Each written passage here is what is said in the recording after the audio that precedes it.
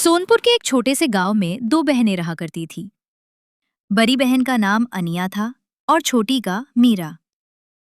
उनके माता पिता को गुजरे हुए 1 साल होने वाला था और आर्थिक तंगी के कारण उनका खाना पीना भी मुश्किल होता जा रहा था। दोनों बहनें जमीन पर बैठी हैं। मीरा थकी हुई आवाज में दीदी की ओर देखकर कहती है, दीदी, आज फिर कुछ खाने को नहीं है क्या? नहीं छोटी, आज घर में बस एक ही रोटी बची है। तू खा ले, मैं ठीक हूँ। नहीं दीदी, हम आधा आधा बांट लेंगे। तुम भी भूखी हो। अनया थोड़ा मुस्कुराती है। मीरा की ओर देखकर कहती है, तू माँ जैसी बातें करने लगी है मीरा।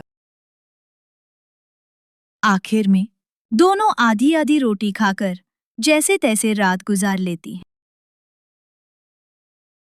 सोते सोते आन्या के मन में गरीबी से बाहर निकलने का एक उपाय सूझता है।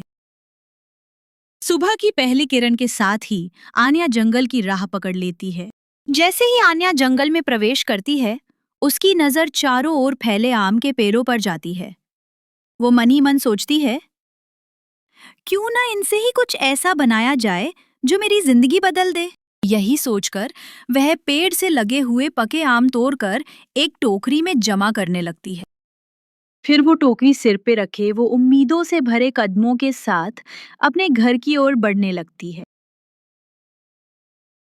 घर पहुंचते ही वो मीरा को सारी बात विस्तार से बताती है। आन्या की बात सुनकर मीरा तुरंत काम में जुट जाती है। वह दूध, चीनी और आम के रस से स्वादिष्ट मैंगो लस्सी तैयार करने लगती है। उधर आन्या लस्सी बेचने के लिए एक ठेले का इंतजाम करने निकल पड़ती है, आंखों में नए सपनों की चमक लिए।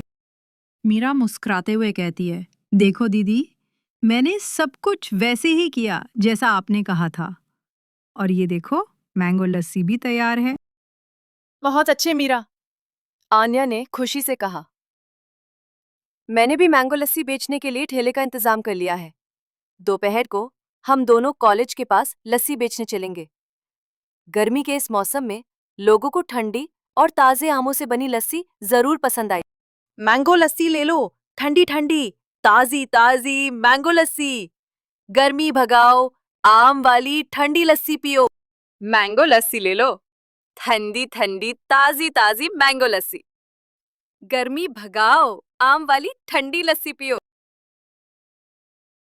ये सुनकर वहां एक कॉलेज स्टूडेंट आकर कहता है, अरे सुनो, ये मैंगो लस्सी कितने की दी? सिर्फ 20 रुपए की है भैया।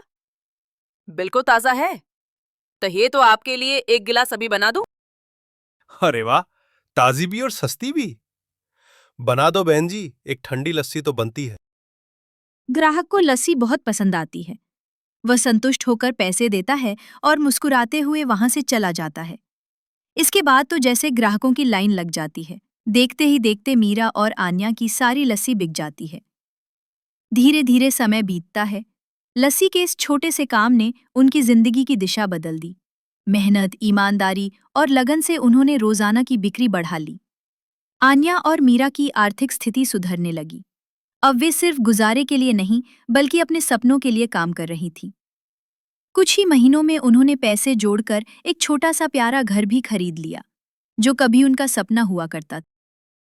लगभग 1 साल की कड़ी मेहनत, लगन और ईमानदारी के बाद आन्या और मीरा ने अपने छोटे से लस्सी के ठेले को एक नई पहचान दे दी। धीरे धीरे उनका नाम लोगों की जुबान पर चढ़ने लगा। लोग कहते थे, अगर असली स्वाद चखना है तो आन्या मीरा की मैंगो लस्सी जरूर पियो। और फिर वो दिन भी आया जब उन्होंने शहर के एक जाने माने इलाके में अपना खुद का एक बड़ा और सुंदर कैफे खोल लिया। इसी दौरान मीरा ने भी अपनी अधूरी पढ़ाई दोबारा शुरू कर दी थी। अब वो स्कूल जाने लगी थी और पढ़ाई में भी उतनी ही मेहनत करने लगी जितनी लस्सी के ठेले पर करती थी। आन्या और मीरा ने शहर में ही एक अच्छी जगह पर एक बड़ा और आरामदायक घर भी खरीद लिया था, जहां सारी सुख सुविधाएं थीं। वो घर अब केवल दीवारों और छत से बना मकान नहीं था, बल्कि उनके संघर्ष, सपनों और सफलता की कहानी का गवाह बन चुका था।